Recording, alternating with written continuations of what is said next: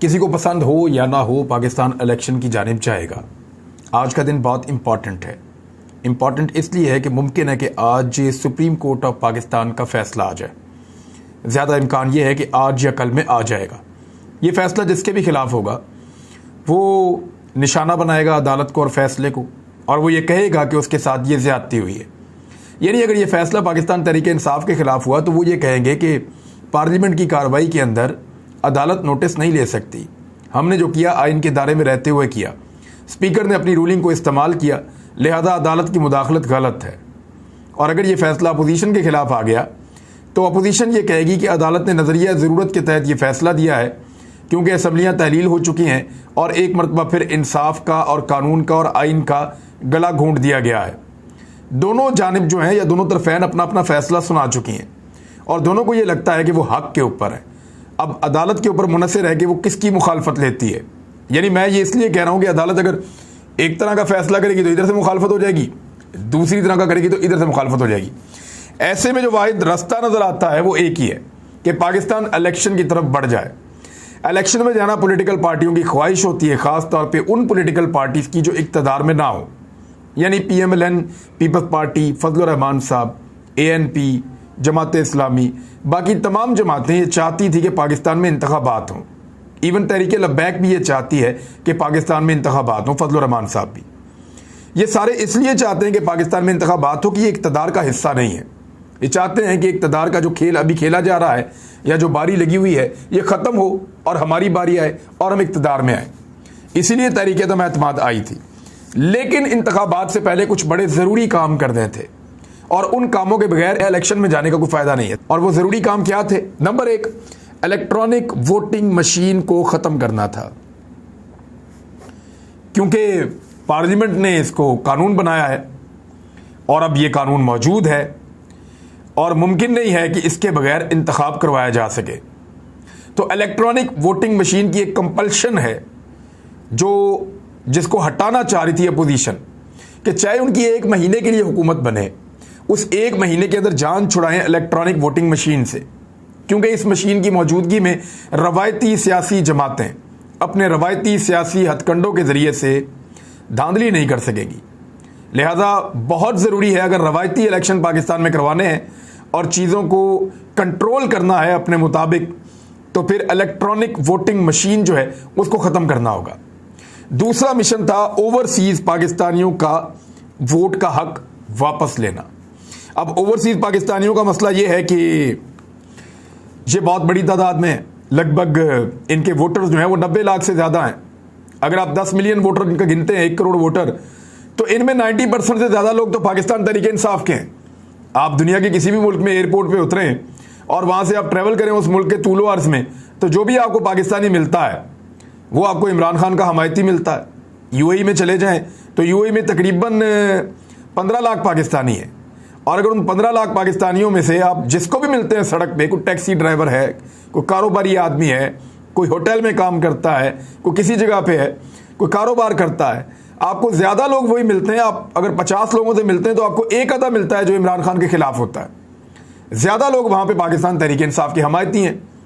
इसी तरह आप सऊदी अरब में चले जाएं तो शरीफ खानदान ने जिस तरह सऊदी अरब में टाइम गुजारा है, जितने लोग वहाँ काम करते हैं वो उनके भी खिलाफ हैं, क्योंकि उनको ये पता है कि शरीफ खानदान के कारोबार में और उनकी मिलों के अंदर वहाँ इजाज़त ही नहीं थी पाकिस्तानियों को काम करने की, वो इंडियन से काम लेते थे। तो वहाँ जो ओवरसीज़ पाकिस्तानी है सऊदी अरब के अंदर, उनकी तादाद लगभग 25 लाख है। ये 40 लाख वोटर ये तो सीधा सीधा इमरान खान के खाते में पड़ जाएगा। और अगर 40 लाख नहीं भी होगा, अच्छा इनका एक और प्रॉब्लम है, ओवरसीज़ पाकिस्तानी सारे के सारे वोट डालने भी आते हैं, यानी इनके वोट डालने की तादाद 90% से ज़्यादा होगी। और अगर ये 80% भी वोट डालते हैं तो इस सूरत में भी अगर इन 2 मुल्कों में 40 लाख वोटर हैं तो फिर भी यहां से कुछ 32 लाख वोट पड़ जाएंगे। और अगर 32 लाख वोट कम से कम पड़ते हैं तो 30 लाख इमरान खान को पड़ जाएंगे। आप तादाद में आप इजाफा देखें कितना ज़्यादा हो जाता है ओवरसीज़ वोटर्स की। दूसरा, जितना यूरोप है, अमेरिका है, दीगर ममालिक हैं, वहाँ पे जितने पाकिस्तानी अगर आप ट्रैवल करते हैं तो आपको पता चल जाता है कि वहाँ पे ओवरसीज़ पाकिस्तानी किस पॉलिटिकल पार्टी के साथ खड़े हैं। नवाज शरीफ लंदन में है, वहाँ पे एक भी जलसा नहीं कर सके अभी तक। हालांकि अल्ताफ हुसैन फिर भी छोटा मोटा कोई मुजाहरा, कोई छोटा मोटा कोई जलसा, कोई चीज़ कर लेते थे। नवाज शरीफ साहब तो वहाँ पे कोई ऐसी एक्टिविटी भी नहीं कर पाए लंदन में। वजह यह है कि ओवरसीज पाकिस्तानी सारे वहां पे भी इमरान खान के साथ हैं। तो अब ओवरसीज पाकिस्तानियों के वोट का हक भी खत्म करना है जो इमरान खान साहब ने दिया है। इसके लिए उनका हुकूमत में आना जरूरी है। पाकिस्तान तहरीक इंसाफ ये चाहती है कि अब इलेक्शन की तरफ जाएं 90 दिन के अंदर अंदर, क्योंकि अगर असेंबलियां अपनी मुद्दत पूरी करें तो 60 दिन में इंतखाब होता है, अगर असेंबलियों को तहलील कर दिया जाए तो 90 दिन के अंदर होता है इंतखाब। अब इस वक्त एक और डेवलपमेंट यह है कि स्पीकर कौमी असेंबली ने, क्योंकि स्पीकर जो है वो जब अगला इंतखाब हो जाता है, जब तक नया स्पीकर नहीं आता तब तक वो स्पीकर कौमी असेंबली रहता है। यानी जब तक असद कैसर साहब नहीं आए थे तब तक अयाज सादिक साहब जो हैं वो स्पीकर कौमी असेंबली थे। तो असद कैसर साहब अभी भी स्पीकर कौमी असेंबली हैं। उन्होंने निगरान वजीर आजम और निगरान कैबिनेट वगैरह जो बाद में बनेगी उसके लिए वजीर आजम और अपोजिशन लीडर दोनों को खतूत लिख दिए हैं और दोनों से उन्होंने बंदे मांग लिए हैं। स्पीकर ने ये खतूत आइन की शिक 224(1) के तहत जो इख्तियारात उनको मिले हुए हैं उस तहत उन्होंने ये लिखे हैं और 4 मेंबरान के नाम मांगे। यानी 4 मेंबर्स के नाम। अब तो पाकिस्तान तहरीक इंसाफ अकेली रहेगी ना, तो वो 4 बंदे अपने ही देंगे। अपोजिशन के मुमकिन है कि 2 बंदे PMLN से आ जाए, एक पीपल्स पार्टी से आ जाए, एक फजलुर रहमान से आ जाए। तो इस तरह 4 बंदे अपोजिशन के आएंगे और 4 बंदे हुकूमत के आएंगे। ये 8 बंदे मिलकर बैठेंगे और बैठकर फैसला करेंगे कि किसको पाकिस्तान का निगरान वजीर आजम बनाना है। और ये स्पीकर ने इसके ऊपर लिख दिया है, खतूत लिख दिए इमरान खान साहब को भी और शहबाज शरीफ साहब को भी। लिहाजा ये मामला आगे की तरफ बढ़ रहा है, इलेक्शन की तरफ ही जाना पड़ेगा। इलेक्शन में जाने से कौन सी पॉलिटिकल पार्टीज इस वक्त खुश हैं और कौन सी परेशान है? देखिए, मैंने आपको 2 चीजें कही कि EVM और ओवरसीज का वोट, ये बहुत परेशान कुन बात है अपोजिशन के लिए। इस पे क्या सौदेबाजी हो सकती है ये मैं आपको भी बताता हूं, लेकिन पहले आप ये सुन लें कि PMLN जो जमात है इन्होंने तैयारी कर रखी थी इलेक्शन की और ये काफ़ी अरसे से अपने इलेक्शन के लिए तैयारियां कर रहे थे, प्लान कर रहे थे। और इन्होंने पंजाब में ज़िमनी इंतखाबात जीते भी हैं। आखिरी ज़िमनी इंतखाब में वो MPA जीत गया था बरियार, और नया नौजवान है, उसने इलेक्शन जीत लिया था पाकिस्तान तहरीक इंसाफ की टिकट से। अच्छा, ये जो इसके अलावा बाकी ज़िमनी इंतखाबात सारे वो जीत गए, यानी बाकी ज़िमनी इंतखाबात अपोजिशन जीती थी। तो PMLN की बड़ी तैयारी है पंजाब में, उनको लगता है कि वो PTI को हरा देंगे। फिर उस्मान बुज़दार साहब की गवर्नेंस और महंगाई, ये ऐसी चीज़ें जिनसे उनको बहुत फ़ायदा मिला।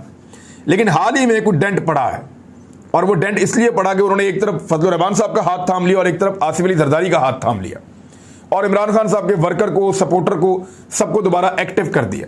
तो उनका वोटर सपोर्टर फिर एक्टिव हो गया इमरान खान साहब का, और पब्लिक के अंदर उनकी ओपिनियन बेहतर हो गई। तो ऐसे में मुकाबले का माहौल बन गया फिर से। अब अगर यह कहा जाए कि सेंट्रल पंजाब में PTI और PMLN दोनों 50-50 हैं तो ये बात गलत नहीं होगी। अब PMLN के अंदर जो सेंट्रल पंजाब की लीडरशिप है वो तैयार है इलेक्शन लड़ने के लिए। वो ये कहते हैं कि इलेक्शन में उतरें, देखी जाएगी, हम इलेक्शन लड़ने के लिए तैयार हैं।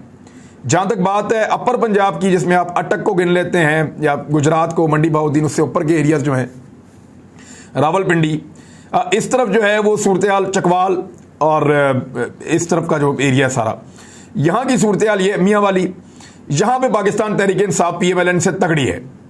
और अगर आप जनूबी पंजाब में चले जाएं तो वहाँ पे बरादरियों का वोट है, वहाँ पे जो वोट है वो मिक्स किस्म का वोट है। तो वहाँ कुछ पता नहीं चलता कौन जीत जाएगा, वहाँ फिर ज़्यादातर घोड़े जीत जाते हैं। लेकिन पाकिस्तान तहरीक इंसाफ ने अपनी कुछ सीटें वहाँ पे मजबूत की हैं। तो पंजाब में तो मुकाबला बड़ा टक्कर का है PMLN और PTI का। और PMLN का ये कहना है कुछ लोगों का कि इलेक्शन लड़ें, और बाकी ये कहते हैं कि अभी डिले करें, ये वक्त इलेक्शन लड़ने का नहीं है। इमरान खान ने अपनी खोई हुई मकबूलियत हासिल कर ली है, वो इलेक्शन में फेंटी लगाएगा। खास तौर पे जो मुनहरिफ अराकीन हमने लिए हैं वो सबसे बड़ी गले की हड्डी है कि वो मुनहरिफ अराकीन अगर उनको टिकट दिए गए तो पब्लिक उनको वोट नहीं डालेगी, क्योंकि PMLN में उनकी एक्सेप्टेंस नहीं है और PTI उनको वैसे ही ढूंढ रही है कि वो मिले कहीं पे हमें, हम उनके खिलाफ एहतजाज करें। तो ऐसी सूरत हाल में पंजाब के अंदर डिवाइड हो जाती है PMLN की जो राय है, क्योंकि उनमें कुछ लोग कहते हैं इलेक्शन में जाएं और कुछ लोग कहते हैं इलेक्शन में ना जाएं। पीपल्स पार्टी जो है उसके लिए कोई प्रॉब्लम इतना बड़ा नहीं है, वो इलेक्शन में जा सकते हैं, दोबारा सिंध में हुकूमत बना भी सकते हैं। पीपल्स पार्टी जितना टाइम PTI को ज्यादा देगी, PTI सिंध के अंदर इंटीरियर में उतनी मजबूत हो जाएगी और उसका नुकसान पीपल्स पार्टी को होगा। तो पीपल्स पार्टी इलेक्शन में जा सकती है, उनका कोई ज्यादा बड़ा प्रॉब्लम नहीं है, वो बाकी अपोजिशन की वजह से डिले कर रहे हैं। अब आ जाएं आप मौलाना फजलुर रहमान साहब, जो उनको शिकस्त हुई है अपने मजबूत गढ़ के अंदर खैबर पख्तूनख्वा में, यानी जहां पीटीआई मजबूत थी, पहले बहुत मजबूत थी जहां पे, वहां फजलुर रहमान साहब ने स्वीप कर दिया था और बड़े खुश थे दिसंबर में।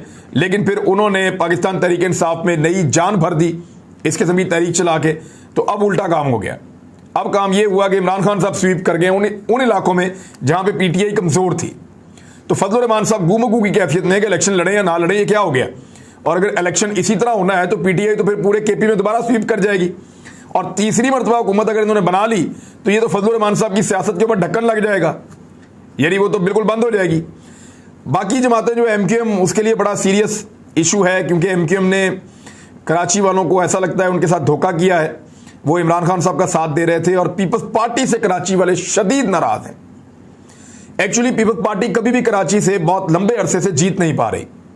अपने पूरे वसाइल इस्तेमाल करके उन्होंने एक सीट पता नहीं किस तरह निकाल ली थी ज़िमनी इलेक्शन में, कादर मंदो खेल वाली, लेकिन उनके पल्ले कुछ नहीं है कराची में पीपल्स पार्टी के। एक दो इलाकों को छोड़ें तो पीपल्स पार्टी आपको कहीं नजर ही नहीं आती पूरे कराची के अंदर। तो एमक्यूएम का जितना वोटर है या जितने उर्दू स्पीकिंग लोग हैं कराची के अंदर, जो बहुत बड़ी तादाद है वोटर्स की, या जितने पश्तून हैं, वो सारे पाकिस्तान तहरीक इंसाफ के साथ तो उनकी हमदर्दियां थी, उनकी एमक्यूएम से भी हमदर्दियां थी, लेकिन पीपल्स पार्टी के सख्त मुखालिफ थे। अब हुआ यह है कि पीपल्स पार्टी के साथ हाथ मिला के एमक्यूएम ने अपने पांव पे कुल्हाड़ा मार दिया। एमक्यूएम बिल्कुल नहीं चाहती कि इस वक्त इलेक्शन हो। वो ये चाह रहे हैं कि लंबा टाइम गुजरे, और अल्ताफ हुसैन को भी दोबारा मैं आपको बताऊं कि एक्टिव किया जा रहा है। बाकायदा अल्ताफ हुसैन के कुछ लोगों को ग्रीन सिग्नल मिला है।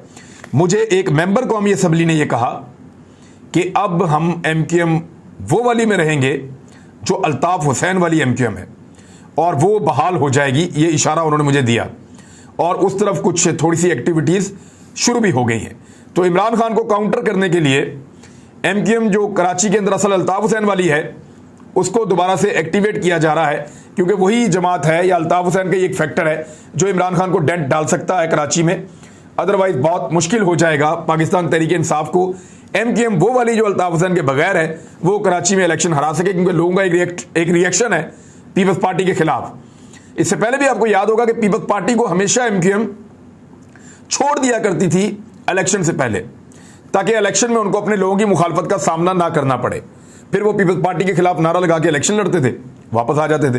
तो अब सूरत हाल ये है कि एमक्यूएम भी इलेक्शन से भाग रही है। मुस्लिम लीग काफ की अजीब सूरत हाल है, आधी पार्टी इधर इमरान खान के साथ है, आधी पार्टी उधर नून लीग के साथ है, और उनका क्या बनेगा उनको खुद पता नहीं है। उनकी पूरी एनर्जी इस वक्त इस बात के ऊपर है कि कुछ भी करके वो वजीर आला पंजाब परवेज इलाही को बना दें, लेकिन ऐसा दिखाई देता है कि अगला इलेक्शन लड़ना ही पड़ेगा। हमजा शहबाज साहब को फ्लैटी होटल लाहौर में, फ्लैटी होटल जो है ये मरियम नवाज के गालिबन समधी का है मुबैना तौर पे, और उस होटल के अंदर ये सारे इकट्ठे हुए बसों में भर के गए। 199 मेंबर्स वहां पे मौजूद थे, इसमें मुनहरिफ अराकीन भी थे, इसमें मुख्तलिफ ग्रुप्स के लोग थे। उन्होंने जाके हमजा शहबाज को वज़ीर आला पंजाब बना दिया, और ये कोई आईनी इजलास नहीं था। मरियम नवाज तो बदी था कि ये आईनी इजलास है, लेकिन ये आईनी इजलास नहीं था, ये एक अलामती इजलास था जिसमें अपनी अक्सरियत को अपोजिशन ने शो किया है। जबकि पंजाब में रेंजर्स बुला ली गई है, सिक्योरिटी टाइट कर दी गई है, पंजाब असम्बली को ताले लगा के बाहर जो है वो खारदार तारें भी बिछा दी गई हैं ताकि उसके अंदर दाखिल होकर कोई ड्रामा ना किया जाए।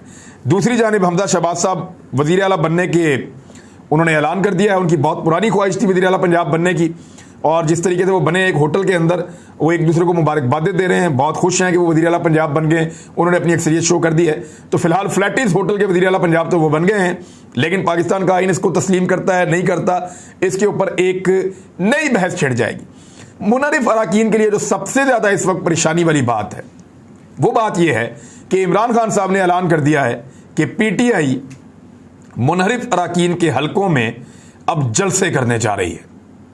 इमरान खान साहब ने दो बड़े फैसले किए हैं। एक तो यह किया कि इजलास के दौरान पीटीआई ने 135 से ज्यादा हलकों में उम्मीदवार तब्दील ना करने का फैसला किया। ये वो उम्मीदवार हैं जो पीटीआई के अपने उम्मीदवार हैं, किसी इदारे ने गिफ्ट नहीं किए थे। इमरान खान साहब को जिन लोगों ने धोखा दिया ना, वो कौन है? या तो किसी इदारे ने गिफ्ट किए हुए थे, या ये घेर घार के लाए गए थे, तरीन साहब ले आए थे घेर के अपने जहाज में बिठा के, या ये वो लोग थे जो इक़्तिदार की लालच में आ गए थे। इन लोगों ने इमरान खान को छोड़ा और धोखा दिया। वो जो इमरान खान के ज्यादातर नजरियाती साथी हैं, या जिनको उन्होंने खुद अपनी पार्टी के अंदर नजरिए के तहत शामिल किया था, या जिनको अपने साथ मिलाया था बाई चॉइस, जो आए थे पाकिस्तान तहरीक इंसाफ में, वो सारे इमरान खान के साथ अभी भी खड़े हैं। और उनमें से 135 से जायद हलके ऐसे हैं जहां इमरान खान साहब ने फैसला किया है कि मैं अपना उम्मीदवार तब्दील नहीं करूंगा, मेरे अपने लोग वहां पे इलेक्शन लड़ेंगे। हर जिले के अंदर इमरान खान साहब जिम्मेदारान को बना रहे हैं और उनकी जिम्मेदारी है कि अपने अपने जिले के अंदर बेहतरीन लोगों को टिकट देने हैं और जिन लोगों ने वफादारी की है उनके टिकट वापस नहीं लिए जाएंगे, उनको दोबारा टिकट दिए जाएंगे। और जो मुनहरिफ अराकीन हैं उनके हलकों के अंदर जलसों का फैसला किया गया है, यानी पाकिस्तान तहरीक इंसाफ का तमाम इंतखाबी हलकों में उम्मीदवार नामजद करने पर इत्तफाक हो गया कि हर हलके के अंदर पाकिस्तान तहरीक इंसाफ का उम्मीदवार होगा। और चेयरमैन पीटीआई मुल्क भर अवामी राब्ता मुहिम शुरू करने जा रहे हैं। अवामी राब्ता मुहिम में मुनहरिफ अराकीन के हलकों में जलसे किए जाएंगे। इमरान खान मुनहरिफ अराकीन के हलकों में अवामी इज्तिमात से खिताब करेंगे और वहां पर रैलियां निकाली जाएंगी। उनके लिए बहुत मुश्किल कर दिया जाएगा, क्योंकि अब पीएमएलएन के लिए चैलेंज हो जाएगा कि वो इनको टिकट देंगे, ये इलेक्शन कैसे जीतेंगे। यानी उनके लिए तो एक नफरत पैदा हो रही है और दूसरी पार्टी के लोग उनको एक्सेप्ट नहीं करते, लुटा है। तो पीएमएलएन का पूरा वोटर कभी भी उसको सपोर्ट नहीं करेगा, वो पीएमएलएन का फेस नहीं है वो बंदा। यानी तलाल चौधरी के मुकाबले में नवाब शेर वसीर को पीएमएलएन का वोटर क्यों वोट डालने जाएगा, और पीटीआई का वोटर वैसे ही उसका दुश्मन है, वो रिएक्शन में निकलेगा और दूसरे पीटीआई के उम्मीदवार को वोट डालेगा। तो ये बड़ी मजेदार सूरत बन गई है और मुनहरिफ अराकीन के लिए ज्यादा मुश्किल हो जाएगा अगले इंतखाबात के अंदर कामयाब होकर असेंबली में पहुंचना। तो ये इमरान खान साहब कम से कम वो सीटें जहां पे लोग मुनहरिफ हुए हैं उनको तो काबू कर ही लेंगे। तो नाज़रीन, ये अब तक की पॉलिटिकल सिचुएशन है, इलेक्शन की तरफ ही जाना पड़ेगा। लेकिन आज का दिन बहुत अहम है, सुप्रीम कोर्ट ऑफ पाकिस्तान क्या ऑर्डर करता है और उस ऑर्डर को ये पॉलिटिकल पार्टीज कैसे लेती हैं। अब तक के लिए इतने, अपना ख्याल रखिएगा, अपने इस चैनल का भी